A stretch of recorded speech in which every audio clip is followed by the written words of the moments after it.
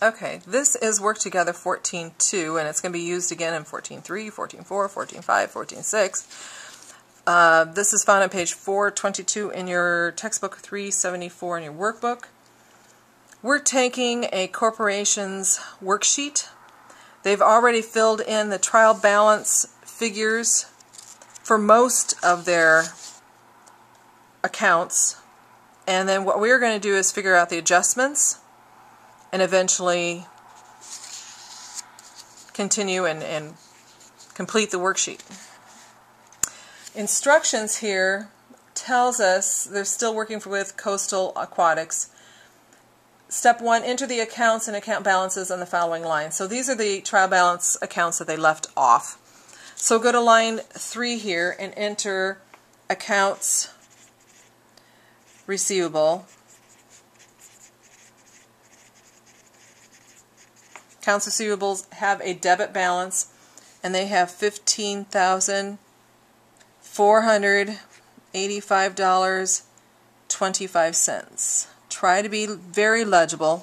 Makes your job much easier. Line 13 should be accounts payable.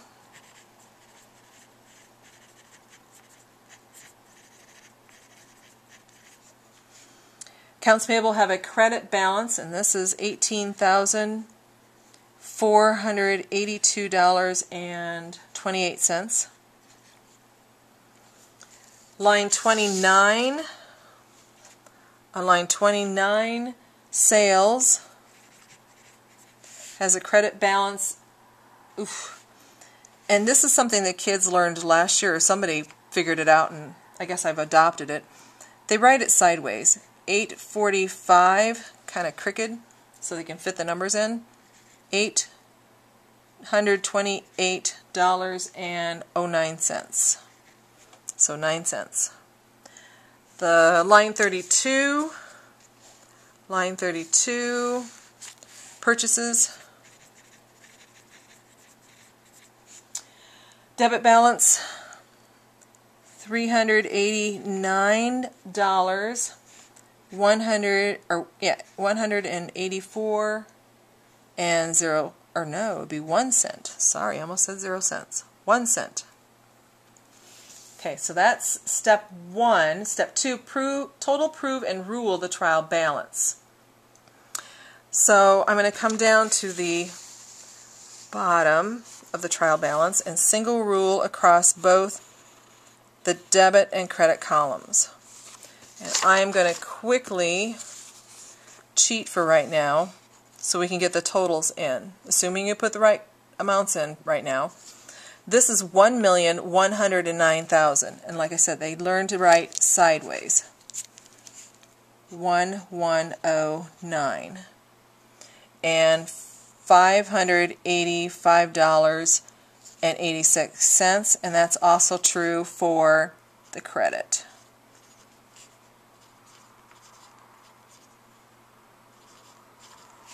When those come out, then you double rule. Step 3. From a physical count of the following on December 31st, balances are determined to be, so they went out and actually counted these things. Supplies office has a balance of $657.15. So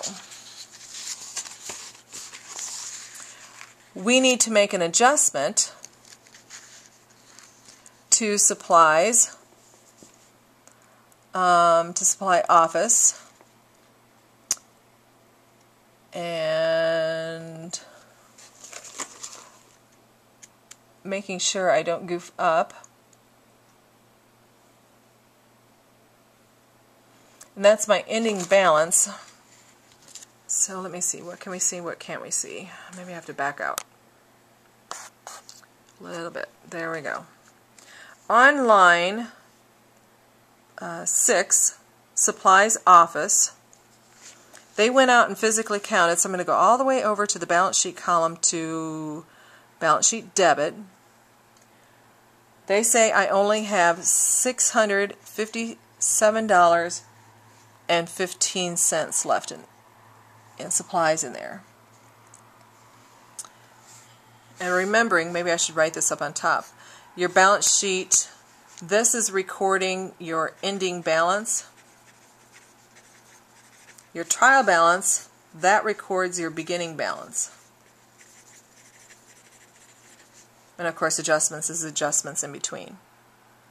What's the other one they had? Supplies store, so line 7, balance sheet debit, has $633.11 that they went out and physically counted. That's what's there. Prepaid insurance, they went out and physically counted it. Well, it's a piece of paper they would have counted. $800 left in prepaid insurance. Now, I have to make my adjustments go from the trial balance column number to the balance sheet number.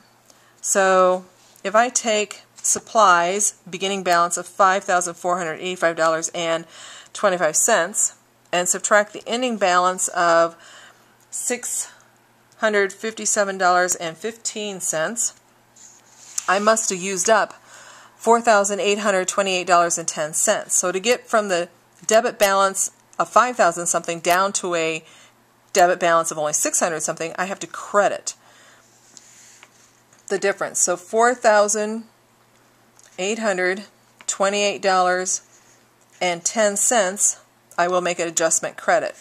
And then I have to put a little A in the upper left hand corner because that's the first half of that transaction.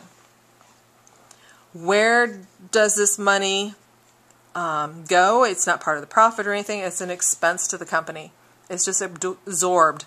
In order for the company to operate, it has certain things that just has to happen, and it becomes an expense. When they figure out their profits and margins and their market prices for their products, they take into account these back pieces that cost them that really aren't tied directly to the product. So this would be a supplies office expense. It's probably on the next sheet. Line 40, what does that say, 45? Alright, can we see this? Line 45, if I put my finger on it, yep, okay. I'll put a little A up there. So the same amount goes in that, $4,828.10. So I have a debit and a credit. Now let's go back and do the same for supplies store. It started off with $4,578.36 minus its ending balance of $633.11. Okay, so it is B. I'm going to credit it to get it to go down to the 600 number. So I'm going to credit $3,945.25. And then I'm going to go to the second page and expense out. Okay, see if I can see. There we go. B, $3,945.25. Supplies expense store. We have to do the same for prepaid insurance. So, prepaid insurance went from 6,000 something to 800. So 6,200 down to 800. We used up $5,400 worth of prepaid insurance, so this would be C, $5,400. And the other half of prepaid insurance, the stuff that's used up, is considered insurance expense. That would be on the next page on line 40. So this will be C, yep, $5,400. Make sure you write legibly so you can read all this later. That was step 3, and now we're supposed to save our work for 14-3. So you're ready to do on your own 14-2.